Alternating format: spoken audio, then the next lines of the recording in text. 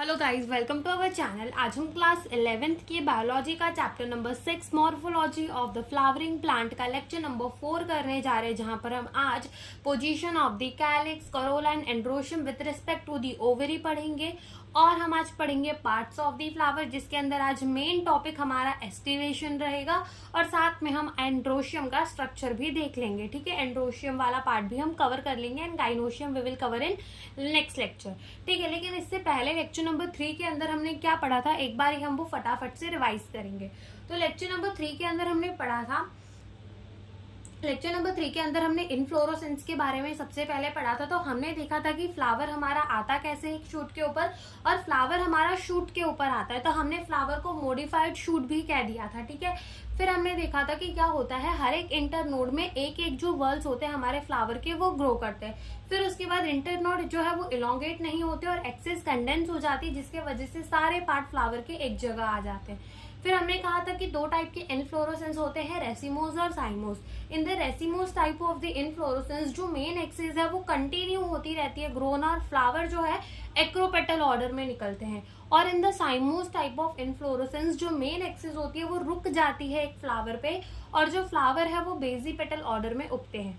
फिर हमने इतना पढ़ लिया था इनफ्लोरोसेंस के बारे में। फिर हमने पढ़ा था फ्लावर के बारे में। तो हमने कहा था कि फ्लावर जो होता है वो रिप्रोडक्टिव यूनिट होता है हमारे एंजियोस्पर्म्स के अंदर, और मतलब जितना भी सेक्सुअल रिप्रोडक्शन का जिम्मा एंजियोस्पर्म प्लांट के अंदर जो लेकर रखता है वो कौन लेके रखता है, फ्लावर लेके रखता है। फिर हमने कहा था कि हमारे फ्लावर के 4 वर्ल्स होते हैं, calyx, corolla, androecium and gynoecium. Calyx का मतलब होता है ग्रुप ऑफ सेपल। ठीक है, अगर ग्रुप ऑफ सेपल है तो हम उसे क्या कह देंगे, कैलिक्स कह देंगे, वरना एक सेपल को तो हम एक ही कहेंगे। ग्रुप ऑफ पेटल है तो हम उसको क्या कह देंगे, कोरोला कह देंगे। ठीक है, और एक अकेला सिंगल पेटल है तो उसे पेटल ही कहेंगे। फिर हमने देखा था calyx, corolla, androecium group of स्टेमन and gynoecium का मतलब ग्रुप ऑफ दी कार्पल। ठीक है, ये हमने देखा था। फिर हमने पढ़ी थी सिमेट्री इन दी फ्लावर। उससे पहले हमने ये कहा था कि कुछ फ्लावर्स के अंदर, जैसे कि लिली के अंदर जो कैलिक्स एंड कोरोला होते हैं वो डिस्टिंक्ट नहीं होते। ठीक है, पता नहीं चलता, अलग अलग नहीं होते, तो उसको अपन ने पेरियांथ कह दिया था। याद आया पेरियांथ कहा था। ठीक है, उसकी मैंने फोटो भी लगाई थी लास्ट लेक्चर पे। और फिर हमने पढ़ी थी सिमेट्री इन फ्लावर, जिसमें हमने पढ़ा actinomorphic, zygomorphic and asymmetrical flower. तो एक्टिनोमॉर्फिक में हमने क्या कहा था, एक्टिनोमॉर्फिक का मतलब होता है radial symmetry. Any plane passing through the centre can divide the flower in the 2 equal half. ये हमने अपने एक्टिनोमॉर्फिक के अंदर देखा था, जिसके एग्जाम्पल थे हमारे मस्टर्ड, धतूरा एंड चिली। ठीक है, फिर हमने देखा था जाइगोमॉर्फिक, जिसमें only one plane passing through the centre divide कर रहा था फ्लावर को 2 इक्वल हाफ के अंदर। तो उसके अंदर हमने देखा था पी, गुलमोहर, बीन एंड केशिया। ठीक है, और फिर हमने देखा था एसिमेट्रिकल, यानी कोई भी प्लेन पास करवा लो पासिंग थ्रू द सेंटर। ठीक है, हमें अपने फ्लावर के 2 इक्वल हाफ मिल ही नहीं सकते, वो था अपना एसिमेट्रिकल फ्लावर। तो वो हमने किसके अंदर देखा था, कैना के अंदर। ठीक है, तो इतना हम पढ़ चुके थे, उसी के आगे हम आज कंटिन्यू करेंगे। तो अब हम पढ़ते हैं, अपना आज का लेक्चर स्टार्ट करते हैं। तो हमने कहा कि हम क्या देख रहे हैं, position of the calyx, corolla and androecium with respect to ovary. यानी कि हमने क्या देखा था कि थैलेमस के ऊपर जो हमारे चारों वर्ल्स होते हैं फ्लावर के, वो अरेंज होते हैं, बिल्कुल देखा था। तो ऐसा होता है ना कि कोई कोई फ्लावर के अंदर ओवेरी सबसे ऊपर होती है, कोई कोई फ्लावर के अंदर ओवेरी सबसे नीचे होती है, और बाकी के जो 3 वर्ल्स है वो एकदम ऊपर की तरफ प्रेजेंट होते हैं। कोई कोई फ्लावर के अंदर तीनों चारों जो चीजें हैं वो एक ही लेवल, एक ही एक्सिस में प्रेजेंट होती है। जैसे कि मान लो पहला, जैसे मैंने कंडीशन बताया कि उसमें ओवेरी सबसे ऊपर होगी, तो ओवेरी सबसे ऊपर होगी और बाकी के जो फ्लोरल पार्ट्स होंगे वो कहाँ होंगे, नीचे होंगे। फिर उसके बाद एक होगा जिसमें क्या होगा कि ओवेरी और अपने अदर फ्लोरल पार्ट्स जो है वो सेम जगह पे, यानी कि ऐसा सेम जगह से ही उगेंगे। आगे हम नाम लेके उनको अच्छे से पढ़ेंगे तो हमें समझ में आएगा। और एक में क्या होता है, ओवेरी सबसे नीचे होती है और बाकी के वर्ल्स जो होते हैं वो ऊपर प्रेजेंट होते हैं। तो ऐसी हमें 3 कंडीशन देखने को मिलती है, हाइपोगाइनस, पेरीगाइनस एंड एपिगाइनस। ठीक है, तो हम पहले लिखते हैं हाइपोगाइनस। ठीक है, अब हाइपोगाइनस कंडीशन का मतलब होता क्या है। हाइपोगाइनस कंडीशन का मतलब होता है कि यहाँ पर हमें ओवेरी सुपीरियर देखने को मिलती है। तो पहले लिख लो यहाँ पर, पहले इसके पॉइंट, ओवेरी सुपीरियर। ठीक है। यहाँ हमें क्या देखने को मिलती है, ओवेरी सुपीरियर, यानी कि यहाँ पर ओवेरी जो है वो टॉप मोस्ट पोजिशन ऑक्यूपाई करके रखती है और अदर फ्लोरल पार्ट्स जो होते हैं वो उसके नीचे प्रेजेंट होते हैं। तो ये भी हम लिख देते हैं, ओवेरी ऑक्यूपाई हाईएस्ट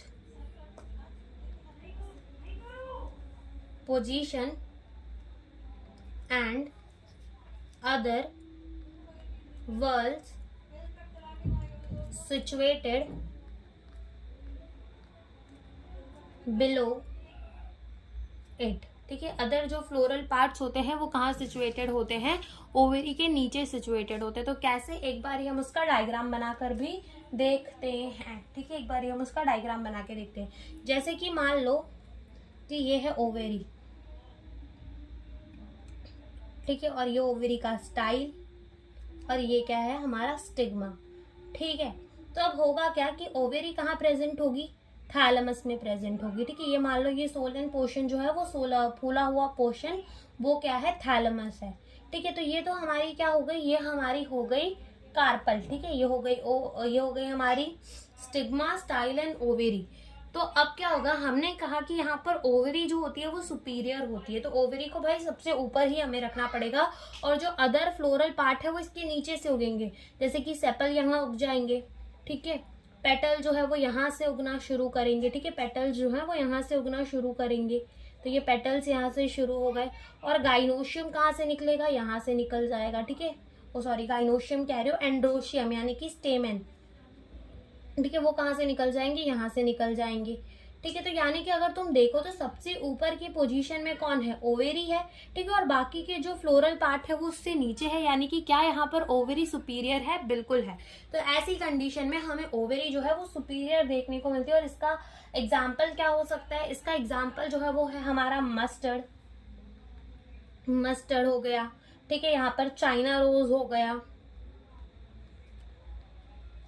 और अपना यहाँ पर ब्रिंजल।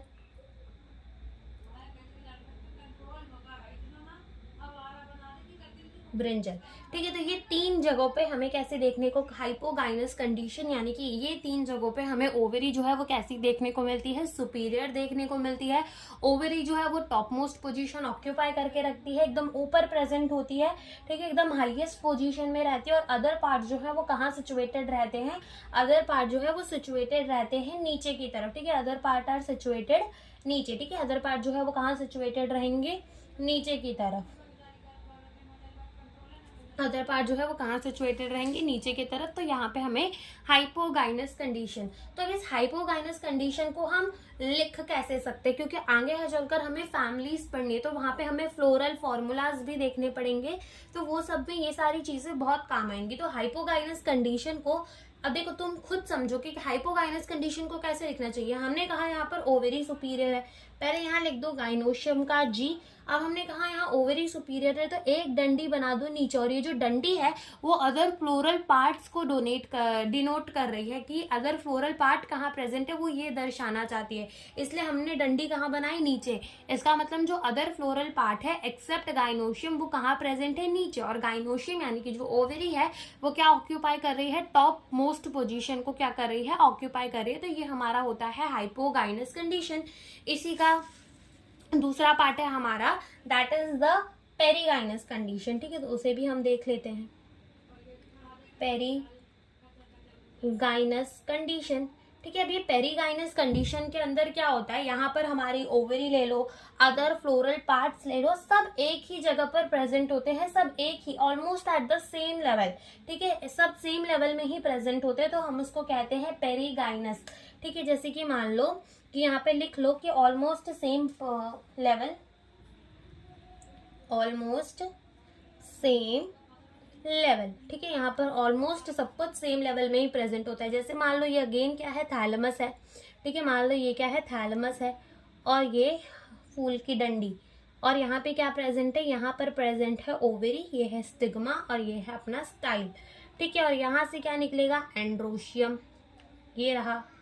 फिर यहाँ से निकल जाएंगे पेटल, और यहीं से क्या निकल जाएंगे, सेपल। यानी कि सब कुछ एक सेम लेवल में प्रेजेंट है। ठीक है, सब कुछ एक सेम लेवल में प्रेजेंट है तो इसे हम क्या कहते हैं, पेरिगाइनस। और इसे हम डिनोट कैसे करेंगे, ऐसे।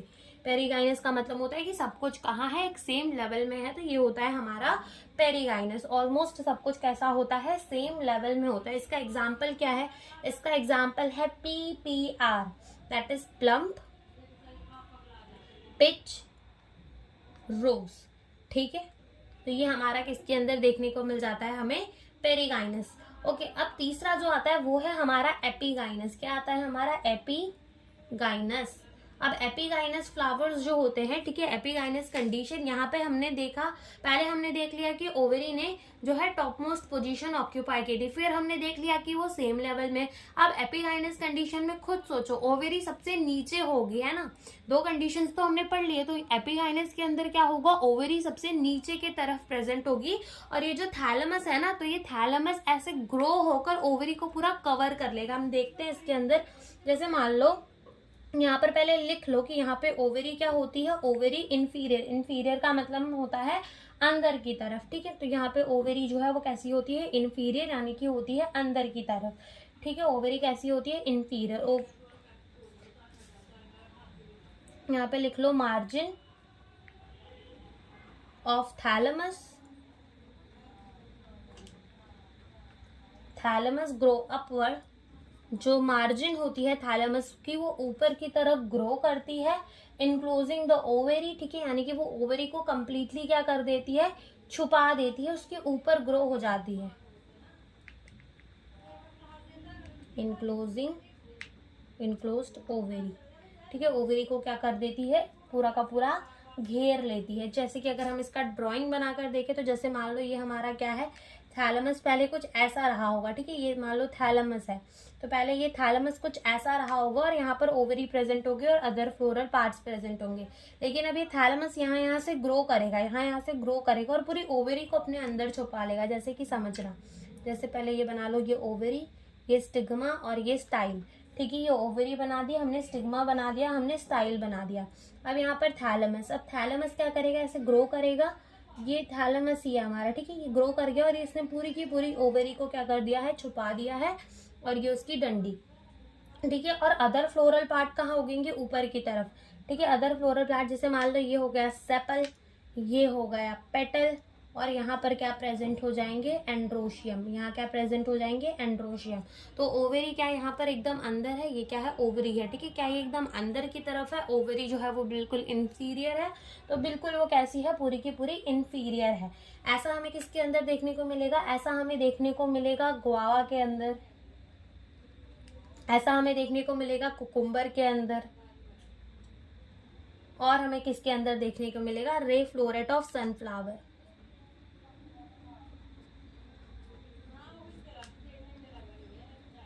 रे फ्लोरेट ऑफ सनफ्लावर, इन तीनों के अंदर हमें कौन सी कंडीशन देखने को मिलेगी, एपिगाइनस कंडीशन देखने को मिलेगी। तो एक बार हम फिर से रिवाइज करते हैं। हमने कहा हाइपोगाइनस कंडीशन, ओवरी जो है वो उसने क्या ऑक्यूपाई किया है, एकदम टॉप मोस्ट पोजीशन, ओवरी जो है वो सुपीरियर है, और अदर फ्लोरल पार्ट जो है वो कहाँ है, नीचे की तरफ प्रेजेंट है।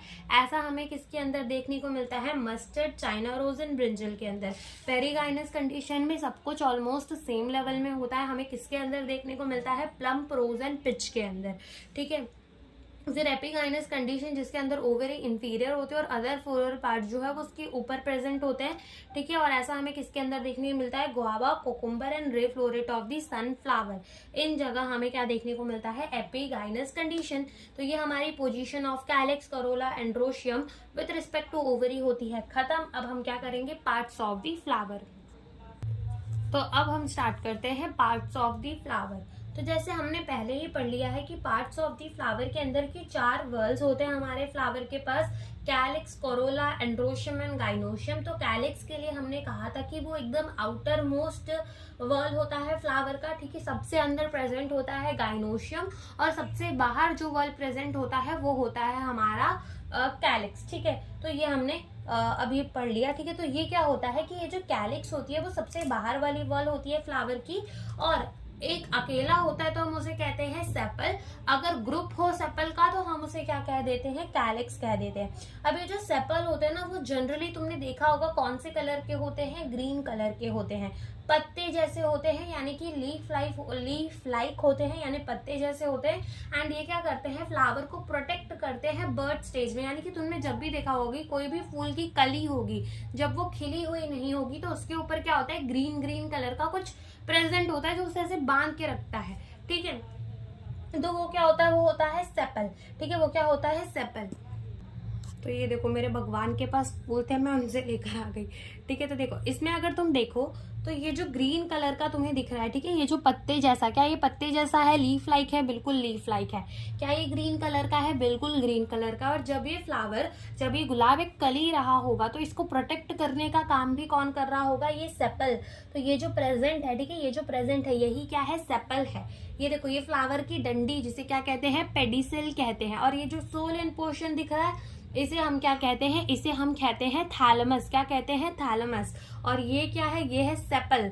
और ये जो प्रेजेंट है ये सारे क्या है, पेटल। फिर अंदर की तरफ प्रेजेंट होगा गाइनोशियम। और ये स्टेमेन जो है तुम्हें ऊपर से ही दिख रहे होंगे, ये बायोलोब स्ट्रक्चर भी दिख रहे हैं अगर ध्यान से देखो थोड़ा सा, ठीक है, बायोलोब स्ट्रक्चर भी दिख रहा है स्टेमेन का, ठीक है। एंड्रोशियम का बायोलोब स्ट्रक्चर भी हमें यहाँ पर देखने को मिल रहा है, ठीक है। तो ऐसा हमारा कुछ एक फ्लावर दिखता है, ठीक है, सेपल। तुम इसमें भी देख लो चाहिए तो ये देखो सेपल।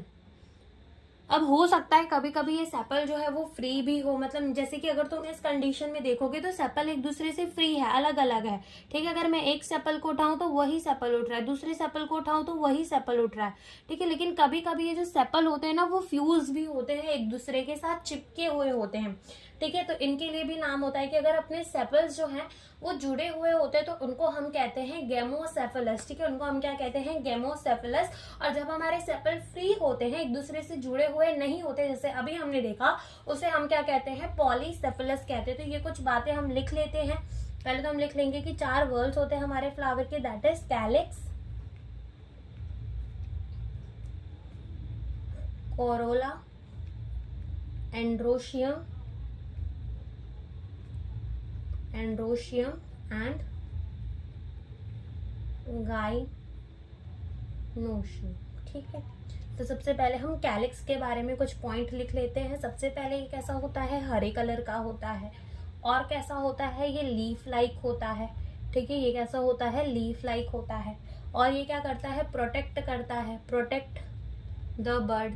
बर्ड को क्या करता है, ये प्रोटेक्ट करता है, ठीक है। बर्ड को क्या काम करता है, प्रोटेक्ट करने का काम करता है, ठीक है। कैलिक्स है वो ग्रुप ऑफ सेपल, ठीक है, कैलिक्स क्या है, ग्रुप ऑफ सेपल, ठीक है। अब ये जो हमारे कैलिक्स है वो एक दूसरे से जुड़े हुए भी हो सकते हैं, तो हम लिखेंगे सेपल यूनाइटेड। यूनाइटेड का मतलब जैसे कहते हैं ना, यूनाइटेड नेशन, यानी कि जुड़ा हुआ है, ठीक है। कैसा है, जुड़ा हुआ है, एक दूसरे से चिपका हुआ है। तो क्या, अगर सेपल यूनाइटेड होंगे तो हम उसको क्या कहेंगे, गेमोसेफेलस। क्या कहेंगे, गेमोसेफेलस। और अगर सेपल फ्री होंगे तो हम उसे क्या कहेंगे, उसे हम कहेंगे पॉलीसेफेलस। उसे हम क्या कहेंगे, पॉलीसेफेलस। तो ये हमारे कुछ सेपल की बात हो गई, ठीक है। अगर ये देखो एक और चीज, यहाँ पे हमने क्या कहा था कि हम कैलिक्स को कैसे डिनोट करेंगे, के से। कैलिक्स को कैसे डिनोट करेंगे, के से। अगर कैलिक्स हमारी यूनाइटेड होगी तो हम के लिखेंगे और एन के बाद हम क्या लगा देंगे, ऐसे ब्रैकेट लगा देंगे, के लिखकर एन के बाद क्या लगा देंगे, ब्रैकेट। इससे ये समझ में आ जाएगा कि जो सेपल है वो कैसे है, यूनाइटेड है, यानी कि वो एक दूसरे से जुड़े हुए हैं, ठीक है। और अगर हम के बाद डायरेक्ट बस एन लिख दे रहे हैं और हम ब्रैकेट नहीं लगा रहे, इसका मतलब सेपल जो है वो क्या है, फ्री है, वो एक दूसरे से जुड़े हुए नहीं है। तो ये कुछ, ये भी हमें याद रखने पड़ेंगे। सेकेंड अगर हम पढ़े तो हम किसके बारे में पढ़ेंगे, कोरोला के बारे में, ठीक है। तो अगर हम बात करें तो ये क्या होता है, ये होता है ग्रुप ऑफ पेटल। क्या होता है, ये होता है ग्रुप ऑफ पेटल। अब पेटल अगर तुम देखो तो इसके अंदर पेटल क्या है, ये देखो, ये हमारा क्या है, ये है हमारा पेटल, ठीक है। तो ये पेटल जो अगर तुम देख रहे हो तो ये तो गुलाब का फूल है, तो इसके अंदर पेटल कैसे हैं, लाल कलर के हैं, ठीक है, कैसे हैं, लाल कलर के। अब ये जो पेटल है वो अलग अलग कलर के भी होते हैं, अलग अलग फूलों में तुमने देखा होगा, बिल्कुल होते हैं। तो ये जो पेटल होते हैं ना वो यूजुअली ब्राइट कलर के होते हैं, ठीक है, थोड़े ब्राइट कलर के होते हैं। और ये ब्राइट क्यों होते हैं? ताकि ये इंसेक्ट को अट्रैक्ट कर सके, ताकि इंसेक्ट इनके ऊपर आकर बैठे, उनकी बॉडी में पॉलन ग्रेन चिपक जाए और वो पॉलन ग्रेन जाकर वो जो इंसेक्ट उसके ऊपर बैठा है फ्लावर के ऊपर, वो पॉलन ग्रेन जो है वो जाकर किसी और फ्लावर को दे दे और उनकी क्या हो जाए, पॉलिनेशन हो जाए। इस वजह से ये पेटल जो होते हैं वो कैसे होते हैं, ब्राइट कलर होते हैं, ताकि ये इंसेक्ट को अट्रैक्ट कर सके पॉलिनेशन के लिए। अब जैसे हमने कैलिक्स के अंदर पढ़ा था, हमने सेपल के अंदर पढ़ा था कि सेपल यूनाइटेड भी हो सकते हैं, फ्री भी हो सकते हैं। यूनाइटेड होंगे तो गेमोसेफेलस, फ्री होंगे तो पॉलीसेफेलस। वैसे ही हमारे पेटल यूनाइटेड भी हो सकते हैं, एक दूसरे से जुड़े हुए भी हो सकते हैं, तो उनको हम कहेंगे गेमोपेटलस, ठीक है, क्या कहेंगे, गेमोपेटलस। और अगर फ्री होंगे तो हम कह देंगे पॉलीपेटलस, फ्री होंगे तो हम क्या कह देंगे, पॉलीपेटलस। और ये जो हमारे पंखुड़ियां हैं, ये जो हमारे क्या है, पेटल है, वो अलग अलग शेप के भी होते हैं, ठीक है, वो तो खुद पता होगा, तुमने नोटिस भी किया होगा कि अलग अलग शेप के पेटल जो है वो देखने को मिल जाते हैं। ये सारी चीजें भी हम अपने पेटल के बारे में लिख लेते हैं। तो हम लिखेंगे bright colour,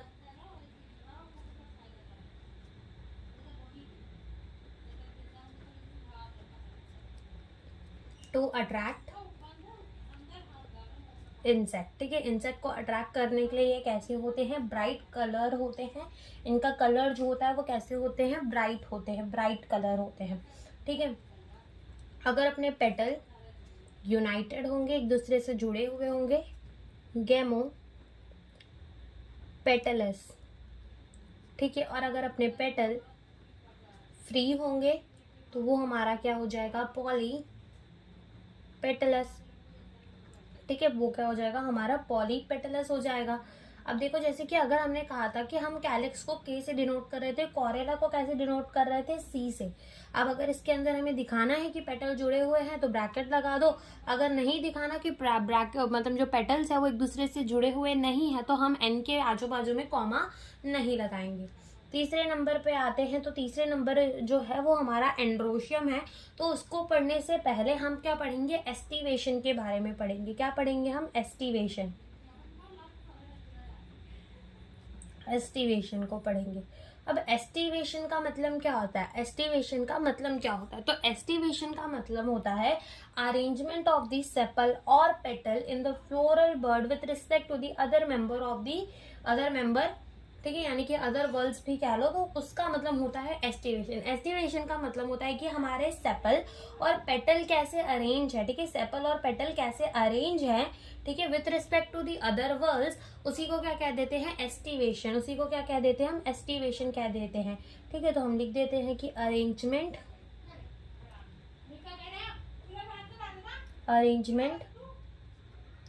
of sepal and petal, arrangement of the sepal and petal with respect to other world, ठीक है, उसी को हम क्या कहते हैं, एस्टिवेशन कहते हैं, उसी को हम क्या कहते हैं, एस्टिवेशन कहते हैं।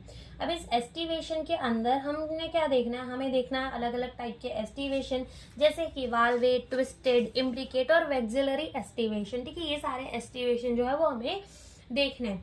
तब यहाँ पर हम देखेंगे क्या, जैसे कि मान लो कोई फ्लावर है तो उस फ्लावर को हम ऊपर से देखेंगे कि इसकी सेपल या पेटल एक दूसरे में कैसे रह रही हैं, कैसे दिख रही हैं, और उसी को हम पढ़ेंगे, ठीक है। तो सबसे पहले टाइप का एस्टिवेशन जो है वो हम पढ़ेंगे, that is the valvate aestivation. कौन सा एस्टिवेशन, वाल्वेट एस्टिवेशन। अभी जो वाल्वेट एस्टिवेशन होता है इसमें जो सेपल या फिर पेटल रहती है वो एक दूसरे को खाली टच करती हैं, ओवरलैप नहीं करती। एक दूसरे को खाली टच करेंगे, एक दूसरे को ओवरलैप नहीं करेंगे, ठीक है। एक बार हम डायग्राम बना के देखते हैं,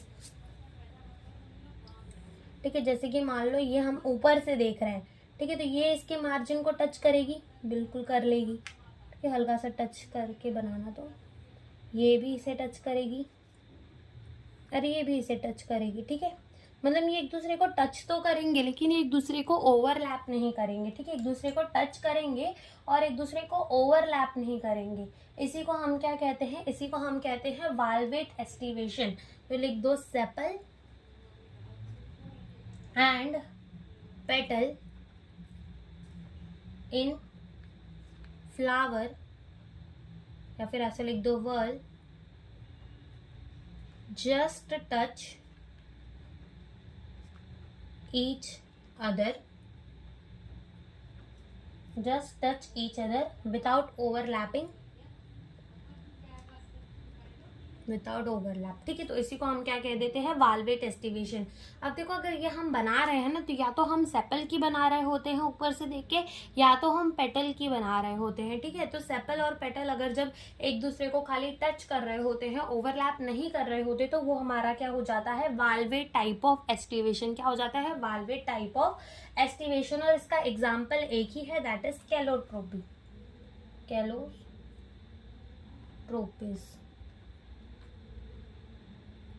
ठीक है, सेकेंड टाइप की जो एस्टिवेशन आती है वो हमारी आती है ट्विस्टेड।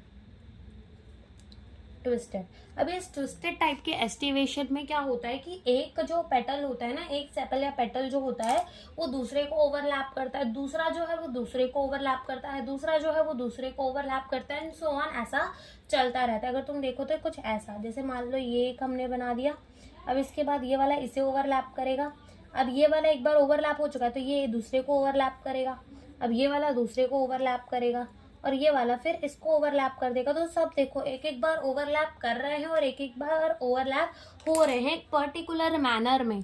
ठीक है, तो इसको हम क्या कह देते हैं, ट्विस्टेड टाइप ऑफ एस्टिवेशन। क्या कह देते हैं, ट्विस्टेड टाइप ऑफ एस्टिवेशन। तो लिखेंगे कि one margin overlap other and so on, ऐसे ही चलता रहता है। इसी को हम क्या कहते हैं, इसी को हम कहते हैं ट्विस्टेड टाइप ऑफ एस्टिवेशन, जो कि हमें किसके अंदर देखने को मिलता है, चाइना रोज के अंदर, और हमें ये देखने को मिलता है लेडी फिंगर के अंदर,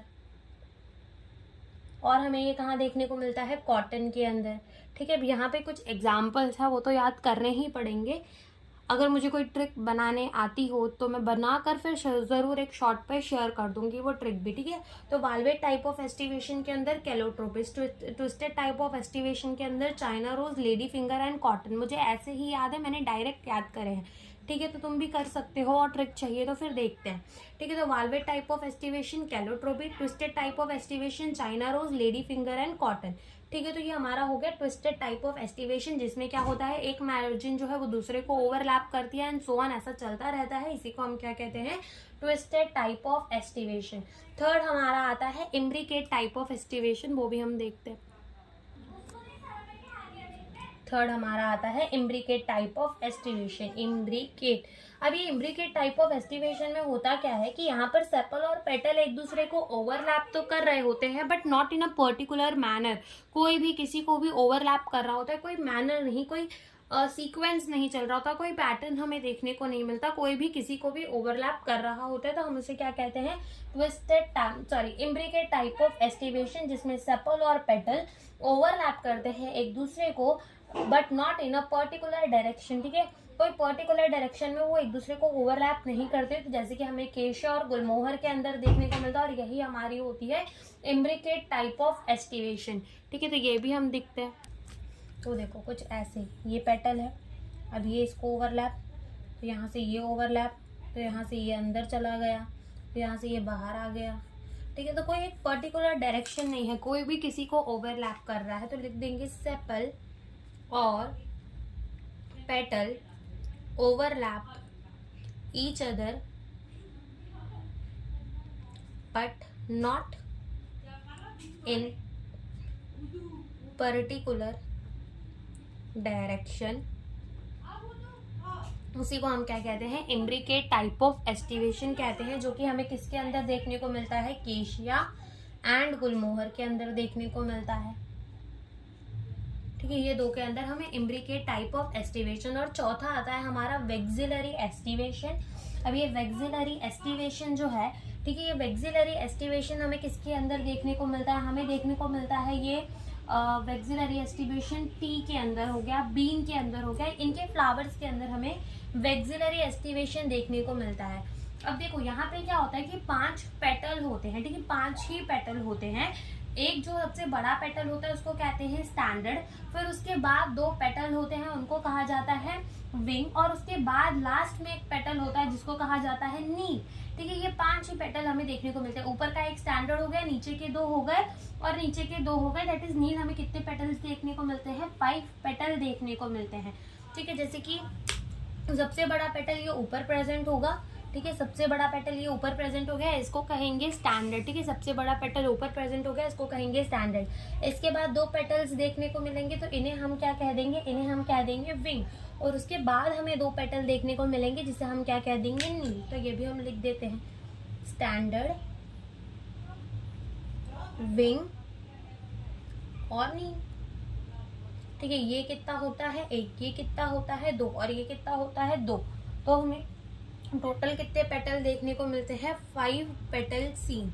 ठीक है, 5 पेटल हमें देखने को मिलते हैं, और ये होती है हमारी वेक्सिलरी एस्टिवेशन, जो कि हमें पी के अंदर एंड बीन के अंदर, ये 2 जगह हमें क्या देखने को मिलती है? Vexillary aestivation. तो ये हमारी एस्टिवेशन हुई खत्म। अब हम पढ़ेंगे एंड्रोशियम को। एंड्रोशियम, ठीक है, तो अब ये जो एंड्रोशियम का टॉपिक है, बहुत छोटा सा टॉपिक है। एंड्रोशियम जो होता है, androecium is group of stamen. ठीक है, अब इसकी आधे से ज्यादा चीजें तो तुम्हें पता ही होंगी। ठीक है, एंड्रोशियम जो होता है वो क्या होता है? Group of stamen. तो अगर हम अपने एक स्टेमेन को देखें तो उसके अंदर हमें 2 पार्ट देखने को मिलते हैं। कौन से? एक देखने को मिलता है फिलामेंट, और एक हमें देखने को मिलता है एंथर। ठीक है, एक हमें देखने को मिलता है फिलामेंट और एक हमें देखने को मिलता है एंथर। ठीक है, लॉन्ग एंड स्लेंडर सा स्टॉक। ठीक है, लिख दो यहाँ, लॉन्ग एंड स्लेंडर स्टॉक, ये होता है हमारा। ठीक है, ये होता है हमारा क्या? ये होता है फिलामेंट। और एंथर क्या होता है? Bilobe structure. ठीक है, बायलोब स्ट्रक्चर हमें क्या देखने को मिलता है? एंथर देखने को मिलता है। तो अगर मैं एक स्टेमेन बनाऊं तो वो कुछ ऐसा दिखेगा, ये उसका होगा फिलामेंट, और ऊपर की तरफ हमें क्या देखने को मिलेगा? बायलोब्ड स्ट्रक्चर देखने को मिलेगा, ऐसे 2 लोब वाला। ये एक लोब हो गया, ये एक लोब हो गया, तो बायलोब्ड हमें क्या देखने को मिलेंगे? स्ट्रक्चर। तो ये है फिलामेंट और ये है एंथर। ठीक है, ये है फिलामेंट और ये क्या है? एंथर। तो ये हमें एंथर जो है वो बायलोब स्ट्रक्चर होता है, और हर एक लोब के अंदर जो है ना हमें 2 क्या देखने को मिलते हैं? 2 पॉलन सैक देखने को मिलते हैं, या फिर ऐसा कह लो 2 थीका देखने को मिलते हैं। जैसे मान लो ये एंथर है तो ये बायलोब स्ट्रक्चर है, तो अगर मैं इस एक लोब को बनाऊं ना, इस एक लोब को मैंने ऐसे काट के बना दिया मान लो, तो इस एक लोब के अंदर मुझे 2 ऐसे क्या देखने को मिलेंगे? थीका देखने को मिलेंगे। क्या देखने को मिलेंगे? थीका देखने को मिलेंगे।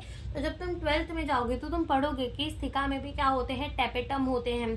ठीक है, इसके अंदर हमारा एंडोथीलियम होता है, एपिथीलियम, मिडिल लेयर। ठीक है, ये सारी चीजें भी हमें इसके अंदर देखने को मिलती है। मिडिल लेयर हो गया, फिर टेपेटम हो गया, फिर स्पोरोजिनस टिश्यू हो गए, तो ये सारी चीजें हमें यहाँ पे देखने को मिलती हैं। लेकिन अभी तुम याद रख लो कि ये एक लोब है, इस एक लोब के अंदर हमें क्या देखने को मिल रहे हैं? 2 थीका। या अंदर की जो जगह है हम उसको क्या कह दे रहे हैं? थीका। और इस थीका के अंदर ही क्या बनेंगे? पॉलन ग्रेन बनेंगे, पॉलन ग्रेन। ठीक है, तो ये क्या करेंगे? इसी के अंदर हमारे पॉलन ग्रेन बनेंगे, और इसी के अंदर अगर पॉलन ग्रेन बनते हैं तो इसी को क्या कह देते हैं? इसी को कह देते हैं पॉलन सैक। क्या कह देते हैं? पॉलन सैक, यानी कि पॉलन का बोरा जहां पर पॉलन बन रहे हैं, तो उसके अंदर, उस थीका के अंदर बन रहे हैं पॉलन ग्रेन, इसलिए उसको क्या कह दिया गया? पॉलन सैक कह दिया गया। तो एक लोब के अंदर अगर 2 थीका होंगे तो हमारे 2 लोब के अंदर कितने थीका होंगे? 4। यानी कि पूछा जाए एक एंथर के अंदर कितने पॉलन सैक होते हैं, तो 4 पॉलन सैक होते हैं हमारे एक एंथर के अंदर। और पूछा जाए एक लोब के अंदर कितने पॉलन सैक होते हैं, तो 2 एक लोब के अंदर हमारे पॉलन सैक होते हैं। ठीक है, अब मान लो कोई ऐसा हमारा स्टेमेन है जो पॉलन ग्रेन ही नहीं बना पा रहा। ठीक है, तो उसको हम क्या कह देते हैं? उसको हम कह देते हैं स्टेमिनोड। ठीक है, असर्टाइल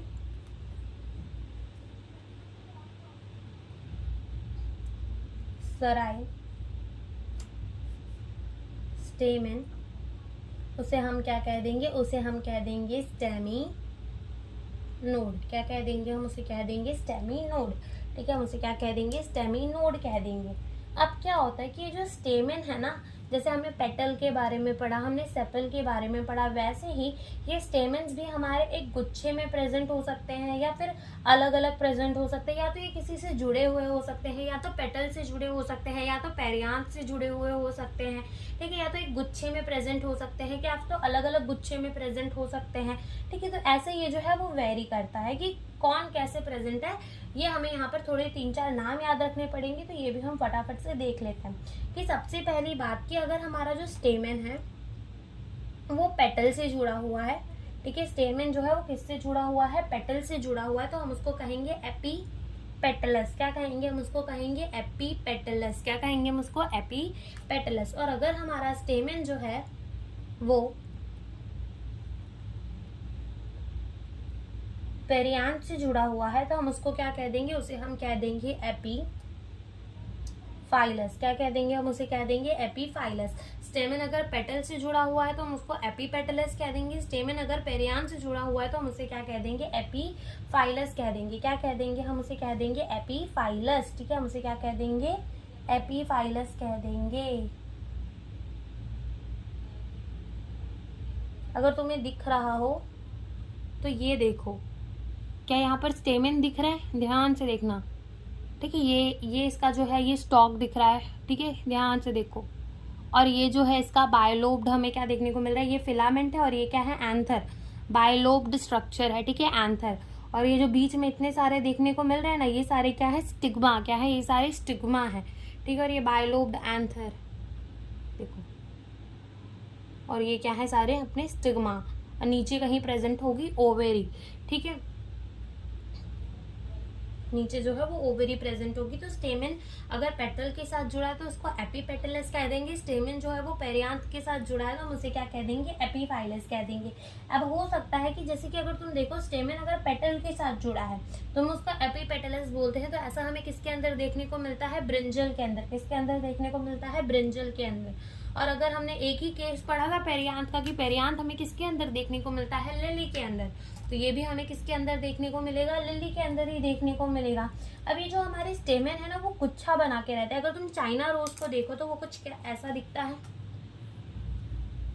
ठीक है, इसके पेटल होते हैं और यहाँ से एक ऐसा हमारा निकलता है जिसमें बहुत सारे ऐसे स्टेमेन जो है वो साथ में प्रेजेंट होते हैं, ठीक है। यानी कि जितने भी स्टेमेन है वो एक गुच्छे में प्रेजेंट है, एक अकेले गुच्छे में प्रेजेंट है, तो उसे हम कह देते हैं मोनोडेफिलस। अगर 2 में प्रेजेंट होते हैं तो हम उसको कह देते हैं डाइडेफिलस। और अगर हम 3 में प्रेजेंट होते हैं तो हम उसे 3 या 3 से ज्यादा में प्रेजेंट होते हैं तो हम उसे कह देते हैं पॉलीडेफिलस, ठीक है। तो ये भी हम लिख लेते हैं।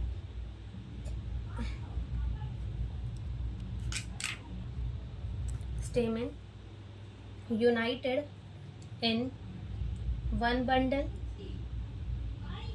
ठीक है, वन बंडल, तो उसको हम क्या कह देंगे, मोनो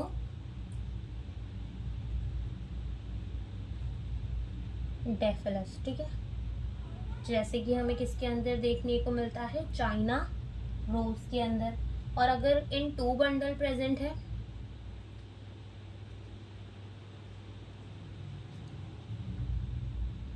तो हम उसको क्या कह देंगे, हम उसे कह देंगे डाया डेफिलस। जैसे कि हमें किसके अंदर देखने को मिलेगा, पी के अंदर देखने को मिलेगा। मैं लास्ट में फोटो लगा दूंगी सारी, वो देख लेना एक बार, ठीक है। और थर्ड जो है, हमें अगर इन मोर देन 2 बंडल तो हम उसको क्या कह देंगे, पॉली